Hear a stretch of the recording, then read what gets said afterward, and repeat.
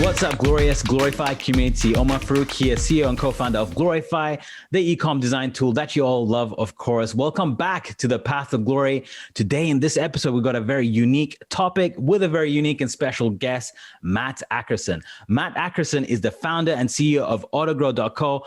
Autogrow helps entrepreneurs grow their business smarter and faster using online sales funnels and digital marketing. Matt is a graduate of Cornell University with a degree in industrial and labor relations and has been part of the founding of 3 separate companies within the last decade. That is an amazing accomplishment, my friend.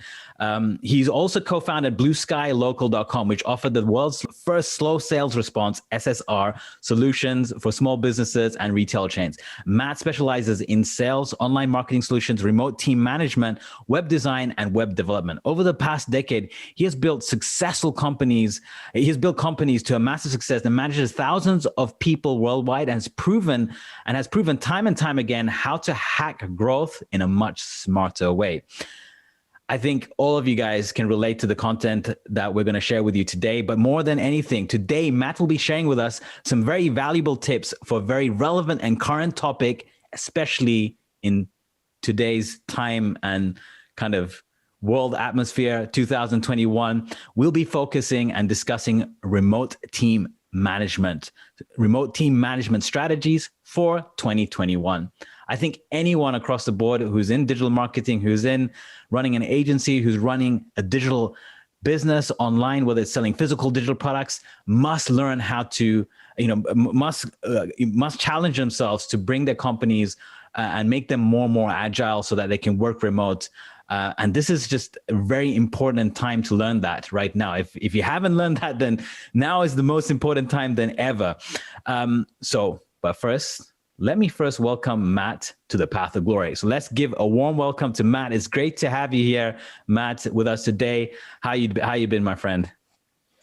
I'm doing great. And thank you for that fantastic introduction, Omar. I'm very glad to be here and look forward to sharing lots of great specific tactical tips, stories, anecdotes about hiring, delegation, communication, all related to remote team management, as you said. Really excited, my friend. And I think just because the relevance of the topic is so important in this decade, or in this time and period. Now, before we do get into the meat of the discussion, I'd like to, first know who is, what's behind the entrepreneur. And usually in the Path of Glory, we love, and the reason we call it the Path of Glory is we want to understand what made you the person you are today and what led you to your purpose and finding and calling to this very moment. And so tell us about your entrepreneurship journey. We'd love to hear about it. Sure. So as you mentioned, I graduated Cornell University in 2009 and learned a lot about entrepreneurship while I was a student there. I started a company on campus. And then right after I graduated as well, went right to start another business called Blue Sky Local, which you mentioned. It was basically restaurant marketing software. It was pretty cool. It would detect when there might be a slow sales day, if it was raining or snowing or for a certain day of the week. And I knew this because, as a teenager, I worked in restaurants. I saw patterns of when sales would be up versus when they would be down. So in technical terms, we created a yield management solution. And it was great. It was awesome. But I was terrible at the time at marketing. My idea of marketing was just going door to door. And I started getting into the whole inbound marketing thing, but because we were bootstrapped, we just kind of ran out of time and money. And so it didn't really work out in the end, but I took what I learned from that and I poured that into Autogrow, which we officially launched in 2010. So it's been over 10 years now. And I always had the vision of building, where we're at today, where it's basically you sign up, you get a full team of professionals at your fingertips to help you. You can just delegate all of your digital marketing and creative tasks without the headaches of hiring. It's a flat fee. It's very affordable. It's, a fraction of the cost of building your own team. But just really looking to solve that problem that I had with that first startup, which was I didn't have all the experience I needed and I didn't have all the skill sets, and it was just too much for me and my co-founder of that previous company to actually do all of ourselves. And so, that's really one of the biggest benefits of having a complete team with a complete talent stack, if you will, because they can come at it with different perspectives. And they can help to take a lot of the work off of your plate if you delegate effectively. So that's what we built today at Autogrow, and that's what we're giving to our clients. Awesome. Well, you know what? It's really impressive to hear that journey and story. And more than anything, it just, again, it goes back to, I think, the core discipline and purpose of an entrepreneur is to really solve a problem. And I think what you've done here is solve a very important problem. Firstly for yourself, and then that gets translated, quite nicely to other people that have the same problem, and most likely if you're experiencing a problem in business and entrepreneurship, then the chances are many other people are experiencing the very same problem, right? And so yeah, that's really cool. I love the idea of Autogrow and how you've managed to set up this platform for a flat fee. We'd love to hear more about it towards the end of the podcast. But one thing that's really interesting about Autogrow is that it kind of ties nicely to remote team management, because what you effectively done is created a platform where you can go online, hire a market team with a flat rate so that they can handle all your digital marketing efforts, which is awesome. But that makes you very agile, right? And so I think just running a business like that makes you appreciate the discipline, the practice, and the importance of remote work, right? Right, Matt, would you say that? Yep, I would say that, and I can definitely get more into the story as we talk here back and forth. I mean, for the first 5-6 years that we were in business, we didn't go straight at this original vision, which is where we're at today. We were an agency, something I know you have experience running as well, Omar. And I don't know if you have had the same experience, but when you're building an agency, it can feel very chaotic. It can feel like you're herding cats when it comes to hiring and removing people from the team and putting people on different projects and negotiating and finding the right people. And, oh no, we don't have enough capacity. And then kind of managing client expectations with all of that. And then running around trying to do sales somewhere in between actually getting the work done. So we definitely have been trying to build something to solve that problem. Definitely happy to share some more tips and tactics related to how to actually do that if you were building your own team, for example, your own remote team. Awesome. Okay, so let's jump into. With that said, let's jump into it. Now, one of your main specialties, as we discovered, is remote team management. So, in 2021, most of us are working remotely, right? And I think it's safe to say that a lot of companies are moving away from the traditional office workspace. Even co-working, in fact, is becoming slowly a thing. Not necessarily a thing of the past, but a limited, environment to work in. So now but I don't want to kind of think about our current situation or our current plight that we live in because of COVID. So removing COVID from the equation, what would you say is the biggest advantage of having a remote team? That way we get a very non-biased answer and just taking in, COVID is the sole factor of becoming remote. Sure. So, it's interesting that you bring that up, because I think that, national economies around the world, the global economy, I think that we're all adapting. And we were talking a little bit before this too, how, it has accelerated some trends that are just already there, that were already happening. But I think to answer your question, what is the big advantage or biggest advantages of having a remote team? Well, there's the obvious ones of, you don't necessarily need to spend on an office. You don't need to, but you also don't need that illusion of control that many employers have of, okay, well, if you're showing up and I'm paying a salary, then, you're getting work done. That's not necessarily true, because the utilization rate of someone who is in an office is often quite low. When you have a remote team, there's the ability to focus more on outcomes and level of productivity. And I think that your employees, the workers who you hire, they're going to be happier with it too, because they have more flexibility. They can work from home. They don't have to actually commute. And they understand too that you're hiring more so for outcomes. And you don't really care necessarily as much as, okay, if your utilization rate is 50 or 75%, as long as the work is getting done on the schedule that you have mutually agreed on with your team to get it done on.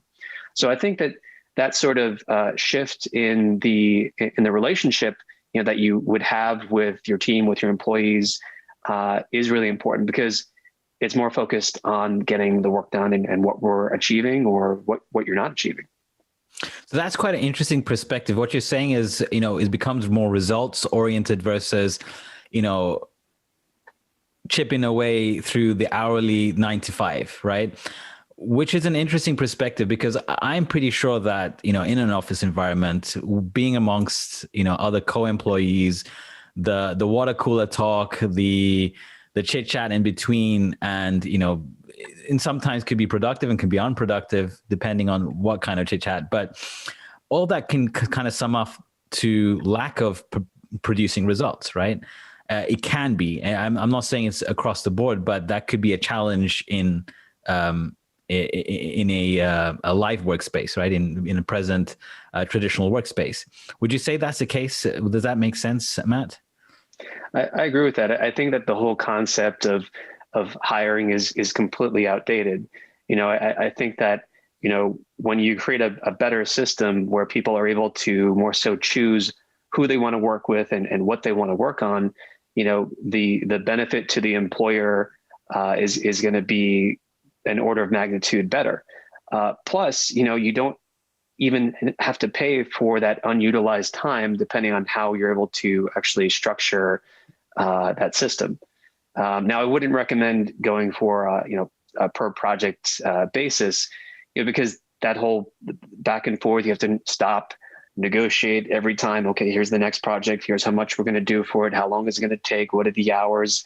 Yeah. So if you can figure out some sort of system where you're paying a flat rate and you're able to get a pretty good utilization rate to achieve, your objectives, whether it's, writing some copy, designing something, designing landing pages, building a sales funnel, building a website, doing some sort of administrative work, whatever it is, as long as, you're staying objective and outcome focused, you're going to, it's beneficial and attractive to the employee because it's reoccurring compensation, but to you, you're also able to manage for that outcome specifically. And you don't have that illusion of, oh, well, they're in the office, I control them as an employer, versus, not being less outcome focused. I guess you're kind of forced to be proactive with the people that collaborate with you or your employees. You have to be proactive in assigning them specific tasks, results-oriented tasks and projects, right? If they're in the office, you just assume that, maybe they are preoccupied, right? Which is a really interesting kind of paradigm to think about. Now, I want to kind of steer the discussion to some of the challenges with remote, because it does sound like a dream, but I think no doubt, and I've been a remote first company. Glorify, everyone, Glorify has been a remote first company since its initiation, and we found a lot of challenges, right? And so, firstly, before I kind of tell me what my own challenges were, I'd love to hear it from yourself. What do you feel are the biggest challenges of having a remote team? And I'd love to discuss those. So as I mentioned before, just the feeling of like you can feel like you're herding cats, because it's really difficult to find people who care about the work and who are also talented and able to do the work. At Autogrow, like our hiring process is like we will look for usually the top 2, or even out of 100 people, just one person will actually end up hiring. And that's not because, and that's because whatever, in terms of going through the application process, we would just find things that would just be off, really bad typos, for example, if we're hiring for like a copywriting position or something like this. So I think that's, that experience of feeling like you're herding cats is really one where you have to recognize that most people who are applying to work on your project or who are applying to fill a position that you may have an opening for, they're often not going to be a fit. And you want to find, and this is why, many large corporations have this sort of bureaucratic process where, okay, we need 5 people lined up and we're going to select from the top 5, because they know that law of averages says that, 90+% of people who apply right off the bat are just not going to be a fit for whatever reason. Their experience isn't a fit, their resume doesn't look right, they have typos, whatever the case might be. Yeah, so the hiring process seems like the biggest challenge, which makes sense because you want people that are driven and focused, and also potentially. I mean, would you say remote work is one of the check boxes in that list? Someone that has experience in remote work. I think so. I think that a successful remote employee, it's different from being in an office. If you're in an office, the mindset is different. It's like, okay, I'm here, I'm getting paid a salary, and as long as you show up, that's 50% of the reason why. What's that? You've done your duty. Yeah, exactly. But to be a successful freelancer, remote worker on a team, you have to be disciplined. You have to actually work in collaboration, with the employer to achieve that end objective, because there's much more transparency. It's like, okay, I see money, being paid, to my team. What are we actually getting in return for that? So again, focused on the actual outcome. That makes total sense. So again, what it seems to me is that one of the challenges is finding the right person for the team, and you want to hire slowly, which makes sense. And to unwrap what you said is hire slowly, take your time. That's the challenge. But at the same time, it's also a benefit because, if you were working in the office, I think the hiring process is slightly different versus, when you're hiring for remote work, you're going to pick very carefully, right? And the engagement is going to be much more focused, so that makes a lot of sense. Now, can we go deeper into some other challenges that you might be aware of in terms of, hiring and managing a remote team? Sure. So, I think it comes with how quickly, actually structuring that system of how you actually hire someone, and how do you test them to know that they are going to be a fit. So for example, we always give some sort of a test task, right off the bat to someone. How do they work? Do they take pride in their work? Are they detail focused? And are they willing to go through those multiple steps to actually get to the next phase, for example, where we might give them a paid on-spec project? And if they're successful in that first task, then we would move on to that on-spec project, where there's the opportunity to, and on-spec, if for anyone who's not familiar, I know that, if you're a freelancer watching this on-spec, you know that, okay, it's based on whether the client is happy with the work, you'll get paid. If not, you don't get paid. So really just kind of templating it out and making it very kind of bite-sized, and letting them kind of earn the trust, right? So for example, if someone is able to complete an on-spec project successfully, that's a good indication of future success and, more ongoing work with you.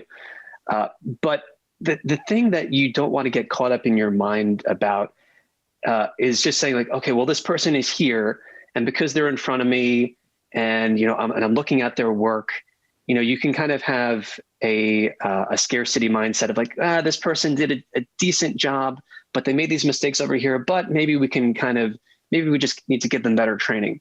Not necessarily. You really need to look at what instructions did you give them? And if you gave them an instruction that said, okay, I want you, and this is something that we actually do to kind of make it, more personal and to also get to know the person. I want you to hit enter, when they're submitting a document through Google Docs, for example. Okay, final step. At the bottom of the document, I want you to hit enter 10 times. And then I want you to put, the name of your favorite movie, right?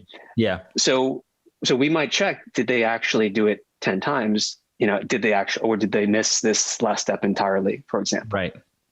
So you actually incorporate these kind of tests within actual tasks, or is this sort of an initiation or onboarding? Yeah, with onboarding. Example, or was this just an example, the test of adding your favorite movie, for example, that you just mentioned? No, we actually do things like that. We'll say, Okay, that's cool. yeah, put in the title of the Google Doc, the name of, I don't know, your favorite show or book or whatever it Right. might be. And what kind of, okay, what are you measuring there exactly? If if you don't mind me asking. So on the one hand, we're measuring diligence, attention to detail. On the other hand, we're measuring, are you willing to actually jump through the hoops to get this employment opportunity? Are you Right. willing to do these small, or are you like, this is stupid. I'm gonna I'm move gonna on to the skip next this. thing.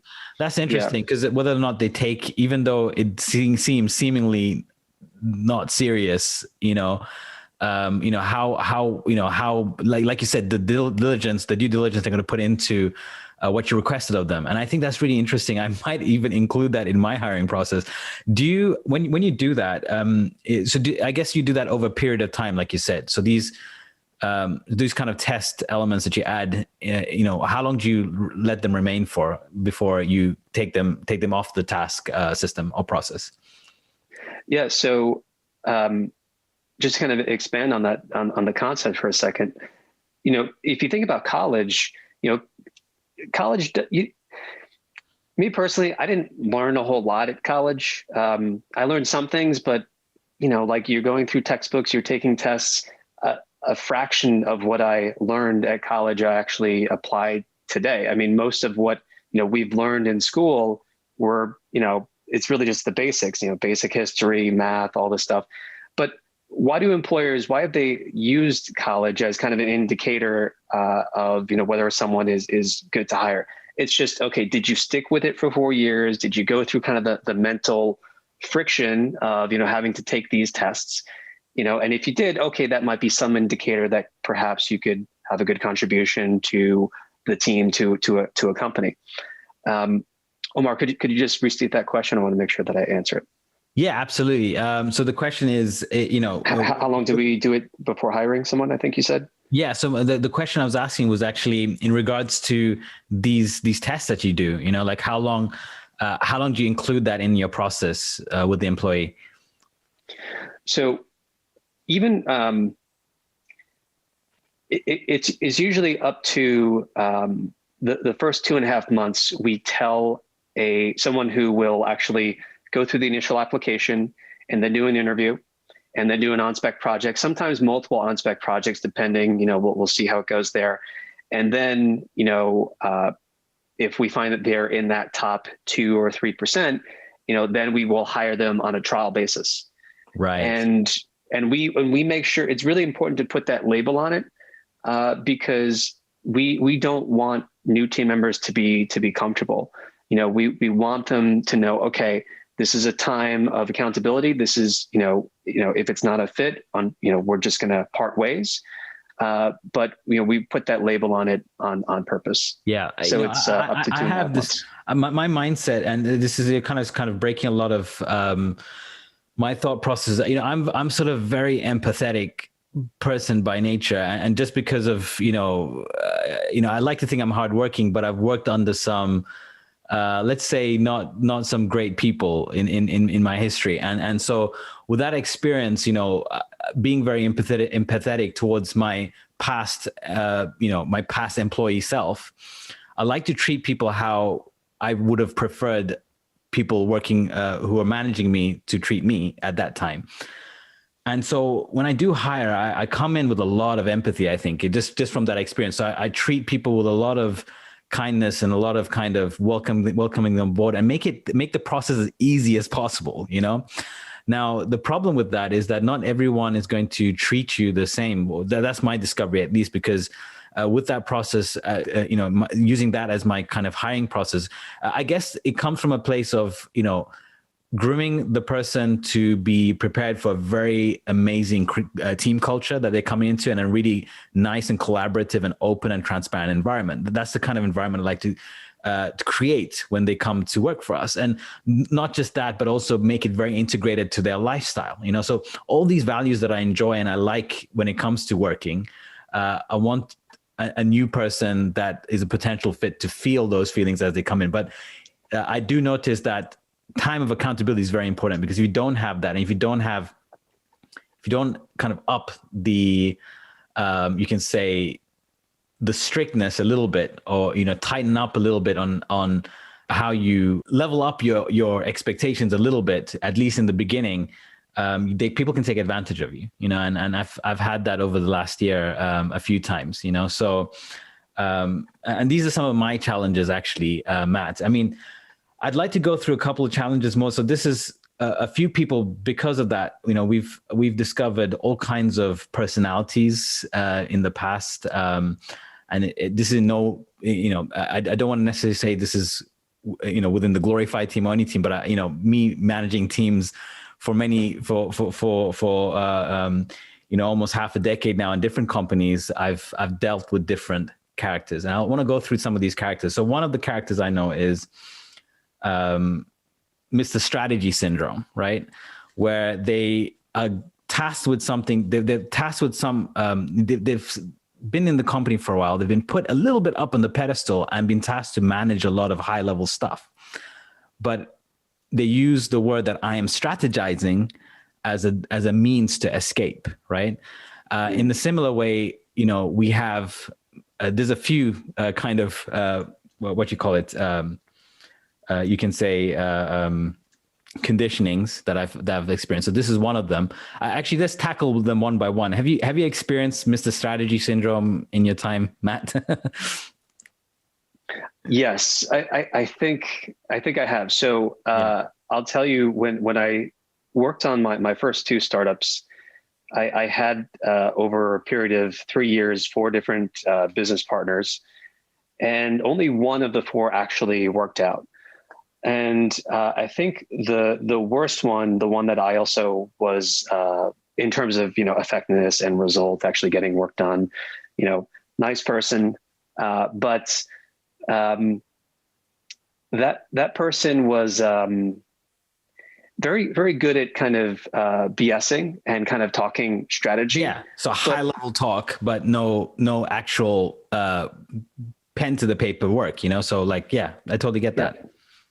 Yep. So not really good at like going out and like selling or actually hiring or, like building the product, and when you're early on, like you don't need someone who's, you don't need a press secretary, who's good at the BSing. But one thing I just wanted to touch on too, that kind of inspired a thought from what you were saying there, because I think of myself as a very empathetic person as well. And the downside to being like that, I've learned, is you have to work hard to balance your natural inclination to be empathetic.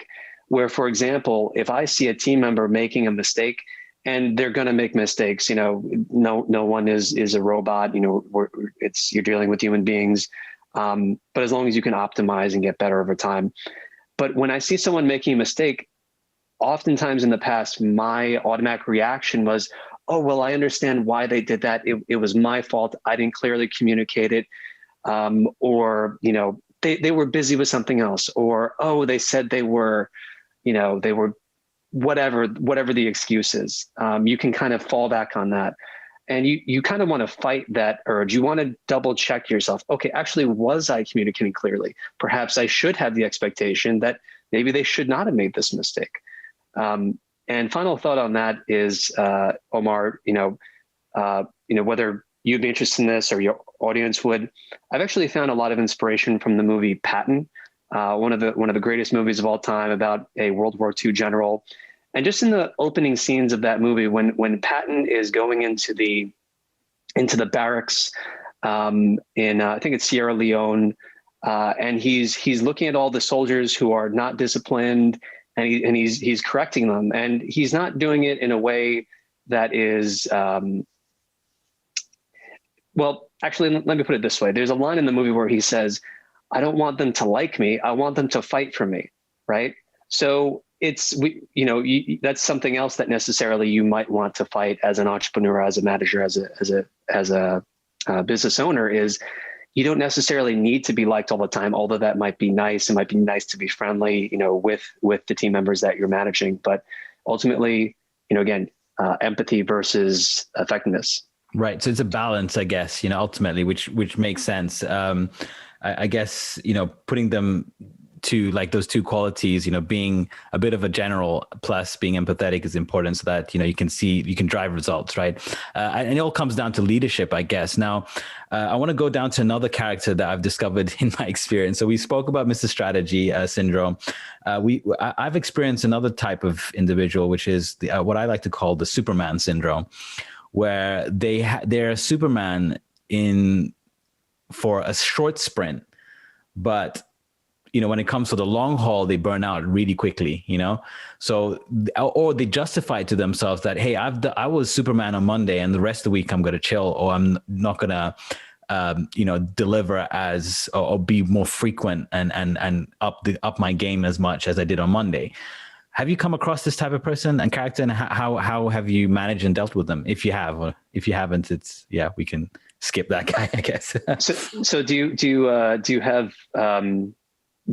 experience with kind of a Superman? Because it sounds like it might be someone who's like, maybe they overestimate what they can do, or maybe they're uneven. Like sometimes, some days they're really up in terms of productivity, and other days it's really depressed in terms of productivity. Well, actually, no, it's more like, I think it's to do with remote work. Okay. It's very specific to remote work. It's not even someone that you find traditionally in the office, because it's the advantage of remote work that they take advantage of remote work, meaning someone that comes in and delivers a lot, it blows your mind away on one day or 1 month. Mm-hmm. But that blowing of your mind gives them an excuse to not deliver on other days or for a good period of time.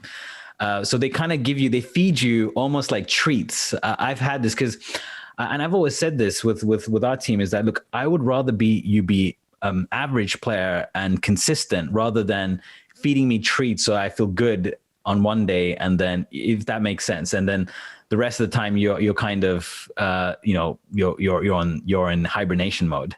Have you come across this type of person, Matt? I have definitely. It's actually really common, and I think that if you're an empathetic person, it's an opportunity to use that natural inclination to try to put yourself in the shoes of your employee in terms of your team member, because you might think, okay, like, we're trying to be friendly, we're trying to accomplish things, but from their point of view, it might be a little bit different, the dynamic and the way that they view it. So oftentimes, someone who is Superman syndrome, and the way I think about it is maybe like anti-Superman, because they might be trying to make excuses or trying to flatter you to take attention away from a mistake that they did recently, or just kind of distract your attention. And so you just want to be productively paranoid, as I think the CEO of Intel put it. You want to be productively paranoid that there are these types of team members. You can come across them, and the best way to handle it is just ignore it. Keep the focus on what are the results? What's important to you? All right. Because I think it's great if you can be friendly and even friends, with employees, but that friendship, that relationship has to be built on the foundation of, okay, if we're in agreement about accomplishing something, then we're accomplishing it. There's no excuses, or things like this. Right. Yeah, that makes a lot of sense. Again, it all comes down to that relationship and understanding, what that means both for your employee and yourself as a business owner. I'm going to go through some of this quick fire stuff, Matt, so that we can go to some of the, some of the hard hitting questions when it comes to remote management and remote work. We spoke about, what are the advantages. We've kind of brushed across advantages and challenges. Now, I'd like to know, one of the challenges is also, how to keep track of what each team member is working on. So it's more of a project management question, but the status, you as CEO need to be aligned with your team and the status of where they are with the current task. What's your kind of workflow when it comes to keeping track of what each team member is doing? Is it metrics oriented? Is it results oriented? I'd love to know. Yeah, great question. So I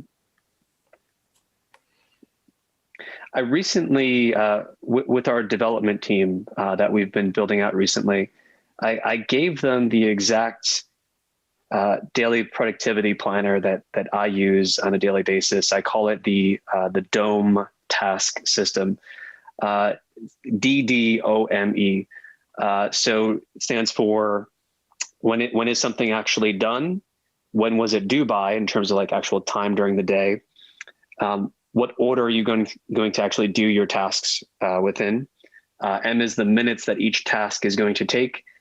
E is energy. Okay, is it going to, are you enthusiastic about doing it, or is it something that you got to do, but you're going to feel drained after it? Right. And then finally, what was the actual task? Within that system, we have what I call a daily kill task. This is, something that you should, your kill task, you will beg, borrow, steal, kill to get it done in that day. Not literally, of course, but that's the attitude that you should approach it with. Right. So I have each team member on our development team right now setting, what is your kill task for the actual day. And we have a spreadsheet too, where they can list out that along with some of their other tasks. Right. So non-negotiable, you got to get this done. Yeah. And if you take away any part of that system, I would say go with the kill task. Because sometimes you can come up, I can't tell you how many lists, and I think a lot of entrepreneurs, business owners can relate. You can have endless lists of what do you want to accomplish. Yeah. But just if you're focusing on, okay, what's the end goal we're trying to get to, and what are the incremental, most important steps to actually get there, one per day, that's really good enough. I think the other thing is just having something that is visual and where you have some sort of actual agreed upon deadline. And this is something that you can find in Autogrow software, as well as other project management app softwares, where you can see a progress bar.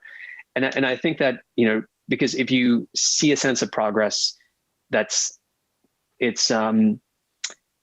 showing actual productivity, but it's also emotionally satisfying. You're going to feel motivated to actually come into work every day and continue working with your team towards that ETA.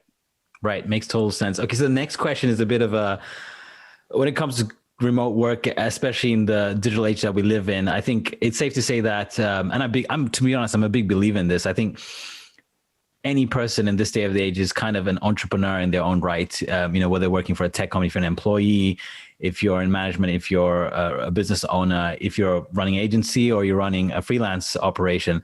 And for me, I think the entrepreneur is kind of, the term is broadened. It's more of a problem solver, and everyone in the digital age doing online work has become, a high level, almost is getting slowly, but shifting towards this kind of high level problem solver. Right. And with that in mind, I think, there's a kind of expectation of, like, in the beginning of this conversation, you said it's all about being, when it comes to bringing people remote, it's tracking about not so much being, granular on tracking performance, but more on what's the results and, what's the output people are doing and setting those expectations. But, what do you think about time trackers to get to the question? Do you think it's important to expect team members to use time trackers? And before you do answer, I want to share my experience, because for me, it's been different. It depends on the kind of person and the discipline. But what I've found is people who are very disciplined and people who are very kind of,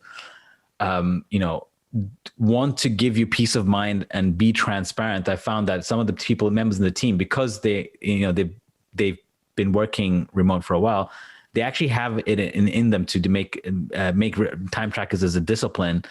And actually give us reporting, even though we haven't even asked for it firsthand. And I think it gives them comfort knowing that we have comfort, being able to look at that. Versus I've seen other people where just time tracking is just not a discipline that they would want to take on, even if we ask them. And I've tried asking them, and they said, look, it's not just something that I like to do. I like to work on, I like to be focused on bringing results to the company versus, tracking my second to second, minute to minute, hour to hour performance. What's your take on that, Matt? What do you think about time trackers? So right now we keep it kind of simple, although this is an internal debate that I'm still having with myself in terms of how extensive do we want to make it? Because, if you have someone on a full-time salary and they are a remote employee, you need some sort of accountability there. So what we do is we'll have some sort of a daily checklist, and or we have our team members actually using a simple time tracking tool. And there are a number of free tools out there, like Toggle, for example. Yeah. So that there is some sort of accountability. And there are other ways that you can, just check in too. So I think availability is just a great kind of accountability tool. So if you message someone, through Skype or whatever app you're using to communicate with them, Autogrow, are they actually going to reply in a timely manner? Mm-hmm. And if they do, well, there you go. That's one level of accountability for you to check that, they're actually online and working and ready to work. Right. That makes total sense. So you're kind of defining the work hour with the company. Of course, would you say you've built time tracking as a core accountability metric in the company for across the board? No, certain positions we just don't do it. With our development team, we do it across the board. With some other positions in the team, we haven't yet implemented it because there are other ways of keeping those people accountable, for example. So for example, if it's a customer service related person, you would look at what is the response time to incoming chats. So coming back again to that idea, like what is the outcome that you want? And plus I found that I have gotten some occasional pushback from some talented employees, like, I really don't like it. I'm like, okay, why don't you like it? And he said in one case, well, I don't know, I feel controlled, right? Right. So I think people, they want to feel trusted, but at the same time, you're the employer, you're paying, you want to make sure that time is going where you want it to go. Yeah. So there's two sides to that. Yeah. I mean, just to add to that, because there's also this kind of culture now with remote work of flexi time, and I think, a lot of people, myself included, as CEO of our own company, we do have a general time that we start and end, but it's very flexible. We like to start in the morning between 9 to 10 to 11, and whatever time we do end up starting, that then, shifts all the way to the kind of 9-hour margin, 8-hour margin. And so because of this flexi hour, a pocket of time, pocket 1 hour, is sliced off a day here, it moves on to the next day, etc. I mean, not to go into sort of granular tracking, but flexi time has kind of become a core culture in remote work, So I think I personally have felt challenges with flexi time. And not just myself, but just even managing employees that see themselves as someone that doesn't necessarily have to start on a traditional 9 to 5, like clockwork. They can start when they want and they can finish when they want. That gives us I've noticed some pros and cons, because that gives us an advantage where it gives us flexibility of having them to join a specific meeting when it's slightly outside of their, committed time, or, the average committed time that we've set.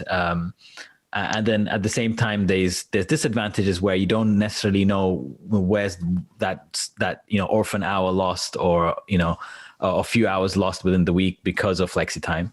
Do you have any thoughts about flexi time at all, Matt, in terms of this? Have you dealt with these kind of issues that I've described? Yeah. As we grow, and as there are more people that we're hiring and more clients that we need to service, I found that there's more of a need for accountability and some kind of structure. Because I think that, when the core team is smaller, it's things are more visible, and, if they're available and work is getting done, it's like, okay. But what I found is that there's, at least right now, there's definitely more of a need for some sort of structure. And at the very least, what we have right now is an anchor during the day, I would call it, where, for example, with the development team, I'm talking with them every day at 12 p.m. for about 30 or 40 minutes. We get on, we're doing screen share. Okay, show and tell. What did you do? Okay, you're working on this feature, this feature, this feature. And then with the more client-facing team, we have another what I would call anchor in the day, where we have our workflow call. Okay, are you updating, your training Google Doc, for the next person who ultimately might you manage or might be a coworker to you? Are you documenting these new things that we're learning, these new policies that we're implementing around, onboarding clients and collecting information and all this type of stuff, communicating with clients effectively? So having some sort of anchor like that during the day I found really, really helpful. But I think that, as time goes on, I see us having just more structure, especially with the core team as things grow in complexity. Right. For example, I think in the near future, we'll have some sort of reporting for every single team or department where, one senior manager or pod leader, as we'll probably be calling them, within the different disciplines, copywriting, design, development, will kind of report up, okay, here's what was new during the day. Here's where clients are at. Here's, what's new with our funnel. Here's how many tasks we have in the queue for clients that we're getting done, this sort of thing. Right. Yeah. Yeah, it makes total sense. Again, it's setting infrastructure behind the team for appropriate management. And I think just to go back to what you said, you're kind of validating my own processes that I've implemented myself, which is, as you said, touch points, right? Key touch points throughout the week, throughout the month. I think really, really anchors people, like you said. Definitely a massive game changer for remote teams. If you have those calls or group calls, then you know that most likely following the calls, things come up, and then they have no choice but to actually work on those things that we discuss on the call, right? Following the call, before it becomes a thing of the past. So touch points are super important. And I found this actually because I have dealt with team members like who are kind of more on an agency level collaborators, where they'll be working on something that's a much bigger area in the company. It might be, paid ads, SEO, etc. And touch points is really what aligns them, because they have multiple clients that they work with. And so if you don't have that touch point, not for any fault of their own, but just because of lack of clarity from the client side, they go out and do their thing, and they're just not getting enough information of how we need to steer the ship. And being a manager and a business owner of the company, you need to have those touch points to make sure that they're in the loop and aligned, right? So that they can actually do efficient work. So text communication really does have its limits. Say again? Text communication really does have its limits. Absolutely. 100%. Yeah, totally, man. It's been really, really awesome, Matt, so far. We've got a few last quick fire questions that we can start to wrap up, but I just want to take this moment that, conversations like this is, not only just going to be really, really a massive game changer for our audience, but it's also been a big learning curve for me just to hear, what your processes and systems look like. Now, I'm just going to go into some of these last questions. I just want to add one thing to what you were saying. So I don't know if this is similar to how you organize with your team, but our top 3 core values at Autogrow are continuous self-improvement, honor your ability to create, and enjoyment.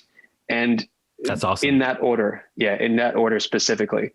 And these are just core values that I've interrogated and haven't changed at all in the last 10 years. Although actually in the first couple of years of the business, I think friendship was actually the 3rd core value. But I realized when I fired a business partner who I was close friends with actually from high school, we were business partners for like a brief time there. Wow. And it just wasn't a fit. I realized, hey, you know what? This is not a core value because I'm willing to compromise on it. And core values are those values that you would never compromise on, even if it gives you some sort of a disadvantage. So a lot of companies, it's very fashionable today to have core values. But with us, we really mean it and we exercise them every single day. Yeah. But I think also in terms of order priority, enjoyment, so if we're not improving, then, enjoyment, would be the lowest priority. But on that point, what we tactically, and what I tell the team too, in terms of managing their workflow, like a document, I say, this is yours, you own it. you have my full encouragement and permission to structure it however you see most efficient, so that you can spend less time working. If that's, you can go work on something that's even more interesting, right? So Right. structure the system however you see best, and kind of put them in the driver's seat to control it. So that's, again, really interesting, because again, you're elevating people to leadership. So giving accountability, putting all those things and these systems in place, like you described in the entire conversation we've had, but also turning them into leaders of their own domain, right? Exactly. Yeah. Yep. And I guess I'm pretty sure that giving people that kind of responsibility and nurturing that leadership in them allows them to produce great work. Yep. Yep. Yeah. And it helps us, and it gives that structure for the next person who comes in, and they can just, almost like Neo leaving the Matrix, he goes back in, and he learns Kung Fu, right? So you just, okay, here's the document that works for me. We're going to be working together. Just read it and download it into your brain, and we're good to go for the next person. That's awesome, man. That's awesome. Again, so the kind of team documentation, onboarding is really key when it comes to as you grow, right? So that your next hire is going to be much easier. Okay, so I want to go for the last couple of questions that we have, Matt, is, so number one, is it essential to have a designated project manager if you're working remotely for your team? And if you're too small and you're just transitioning to remote as an early stage, then would you have core as a core skill set, project management skill sets? I think that in the early term, in the early stages, you definitely want to be wearing that project manager hat. And that's kind of how I've, grown the business. Is I've worn every single hat at one point or another within the business. And over time, I've just kind of, then you hand it off. I've done it enough times. I see the pattern. I know the workflow. Okay, now you hand it off or teach it to someone else. And then that person takes it over, and you kind of give yourself a promotion to project manager. And then ultimately, when it makes sense, you can kind of feel it intuitively. Like, you don't want to necessarily kind of create bureaucracy for yourself. So it's like, okay, there's a project manager, and then there's the whole rest of your team, and you're just going to be communicating to your project manager. Well, what about the rest of the team? Is there any disadvantage to them not being in touch with you? And kind of, so you might want to wear that hat, depending on your situation and how complex your level of operation is. Because I couldn't agree more. The distance of communication, could be an issue. Yeah, absolutely. I couldn't have, you put it, you hit the nail, you hit the nail on the head with that answer, because I think as any business owner, especially in the early stages, you have to wear the project management hat, and many other hats, as you put it. And as you grow, you then transfer those systems over. But I like how you said that, it can't be that hierarchical type of system, the traditional company system, where it's almost pyramid-like, where I think the best companies and the most collaborative and high-performing companies today are almost circular and overlapping pods, right? And I think that kind of workflow makes sense because there's transparency. There's no kind of, this hierarchical sense or egotistical behavior in the company, where everyone feels valued and almost on the same level, but in different areas, and with respect to people that have more experience, of course, and I love that system. I love it. I love how, people can work on a same level, despite the different experiences and disciplines. Would you say that's your kind of team culture, by the way? Yeah, I would say so. We try to, I'm trying to keep the organization as flat as possible for as long as possible. Because, there's just that personal interaction that I think can really set the tone for the rest of the company's future. Yeah. And I think people really appreciate too, in the hiring process, I a lot of it is, or structured, and I have other team members that are managing it now, but I'll pop in, I'll say hello. And I think people appreciate that personal attention, and it shows that, okay, the leader of the company is engaged with hiring, with problem solving. And I do my best to encourage team members to figure out the problems on their own. Yeah. and also pushing them when, or if I think someone might be dragging their feet. Yeah, I guess also being the owner of the business, if they see you getting your hands dirty, then they feel almost obliged to do the same at a higher level, right? Yeah, and I think it really helps you to the more that you actually know how to do the work without necessarily the requirement that you do it, because ultimately you can't really grow effectively if you're just doing the work. But if people understand that you know how to do the work, it's a lot easier for you to hold them accountable and to call them out when they do a great job, or when it's like, hey, you coded this thing. I could have coded that while managing the rest of the company in an hour, but you took all day. Why did that take all day? Yeah. For example. Makes total sense. Okay, last two quick 5 questions, Matt, then we can start to wrap up. How do you remove distractions in remote work? Do you have kids, by the way? Just I have to add, do you have kids and stuff like that? Not yet. Okay. But I was looking at and thinking about this question, beforehand, and I think quiet is really, really important for just deep work and thinking.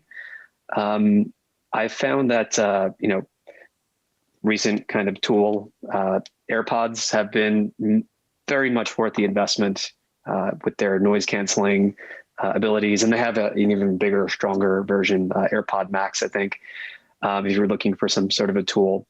But I think just finding that alone time, even if you don't have a dedicated home office at this point, whether it's going out to a cafe, a co-working space, buying some noise canceling headphones, even just going for a walk to kind of, get your mind focused, meditation. You can use all these together to achieve that quiet and alone time that you need to do that deep work.